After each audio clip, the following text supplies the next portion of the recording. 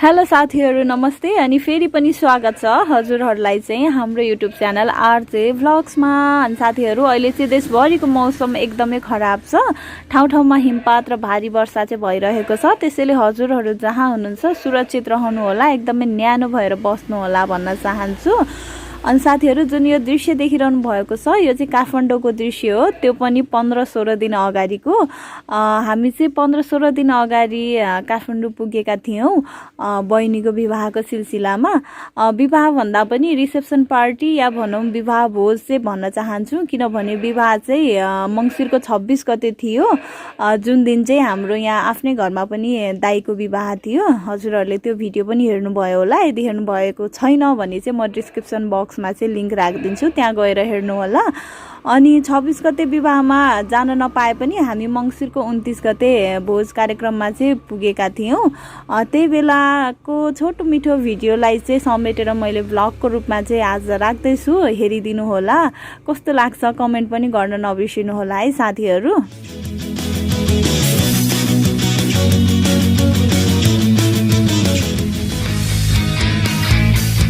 साथीहरु हामी चाहिँ यहाँ पार्टी प्यालेसमा आइपुग्यो।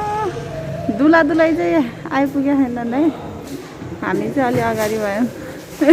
हेलो भाइ, ऊ चाहिँ दुलाको भाइ हो है साथीहरु। हामी चाहिँ दुला दुलाई भन्दा अगाडि आइपुगेछौँ यहाँ। काबिला हुनु अभावको पालो भाइको हो साथीहरु। घर घरि खाने केटी हो भने सम्पर्क गर्नु होला। ल यहाँ दुला दुलैको स्टेज साथीहरु, दुला दुलैको एन्ट्री भयो है यहाँ। हेलो हेलो नमस्ते नमस्ते है सबैजनालाई, दर्शन नमस्ते। खै हाम्रो दुलै नानी यताबाट यहाँ क्यामेरा बोकेर बसेको 1 घण्टा भयो। अप्ठ्यारो भयो खै यस्तो बेहुलीको हात समातेर झार्ने दिन पनि आए। बिस्तारै बिस्तारै गर्छ बेहुली नानी। ल सँगै हिँड्नु, म त क्यामेराम्यान हो भन्ने। दुला राजा के हो भाइ, क्यामेराम्यानलाई यत्रो वेट गराउने हो? डबल चार्ज लिन्छु है मैले भन्नेदेखि।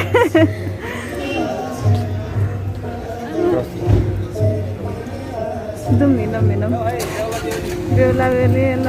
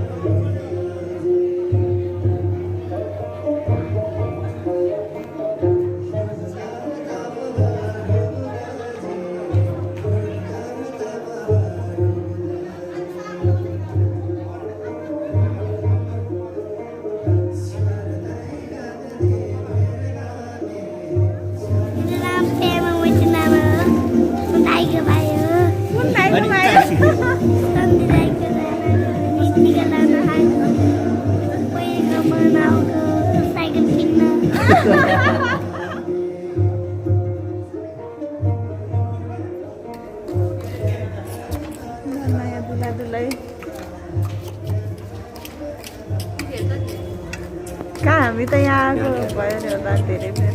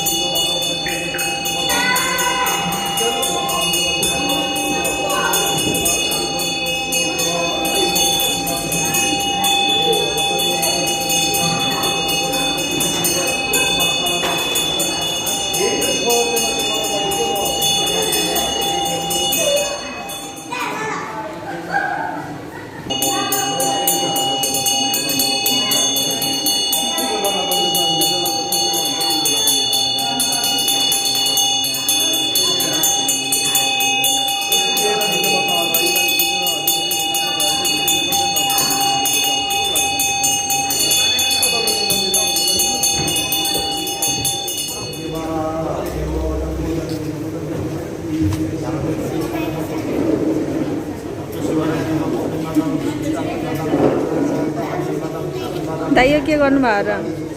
यो तामाको लागि सौगुन नानी मामाको लागि ताम्बा ताम्बा ए ताम्बा हजुर मोलीको लागि चाहिँ त्यहाँ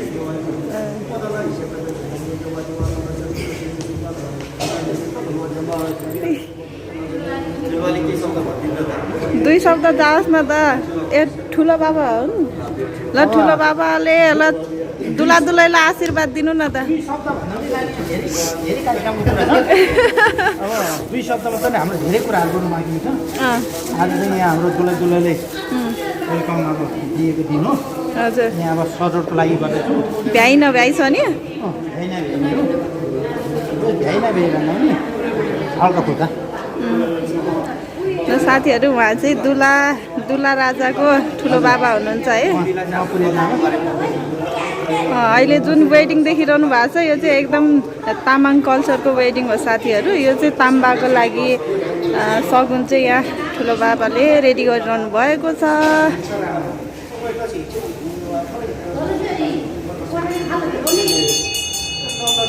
उहाँ चाहिँ हाम्रो लामा गुरुले आजको विवाहको लागि पाठ पूजा गरिरहनु भएको छ।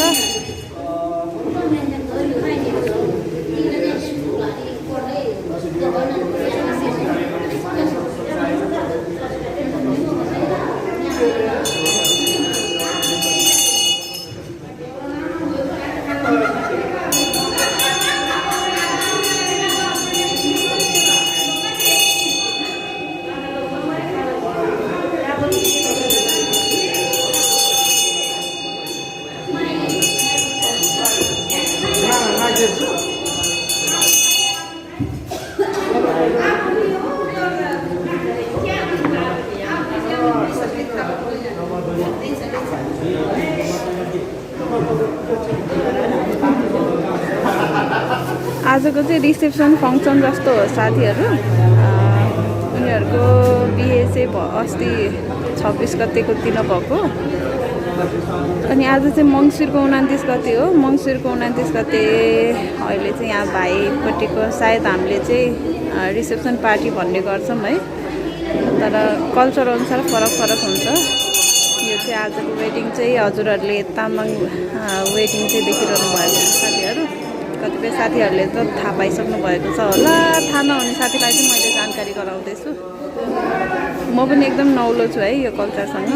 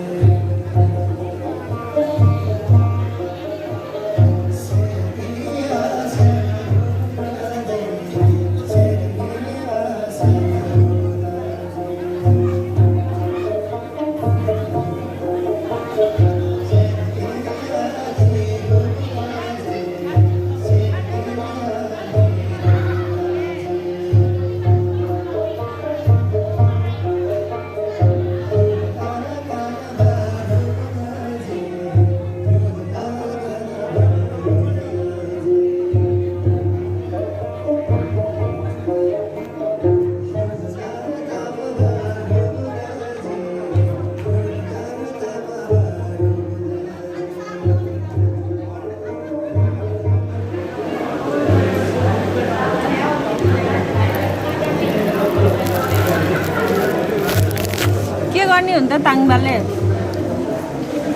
के भजन हो त्यो भजन जस्तो हुन्छ नि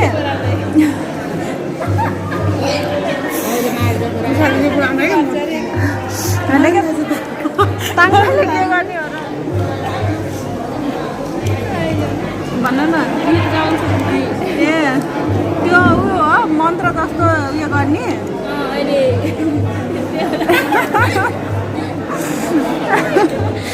इन्टरभ्यू लिँदैछ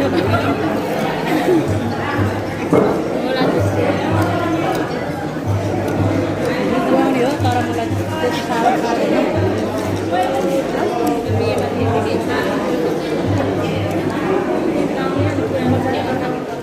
यहाँ साथीहरू उहाँहरू चाहिँ ताङबाको टोली है अघिको सगुन जुन ताङबालाई रेडी गरेको भनिरहनु भएको थियो यो टोली चाहिँ ताङबाको टोली चाहिँ उहाँहरू हुनुहुन्छ कोही यता बस्नुहुन्छ हाम्रो चाहिँ जुन त्यो भजन मण्डली भनिन्छ त्यस्तै चाहिँ अब तामाङ कल्चरमा चाहिँ ताङबा भनिँदो रहेछ उहाँहरूले चाहिँ अब गीत जस्तो चाहिँ गाउनुहुन्छ अरे है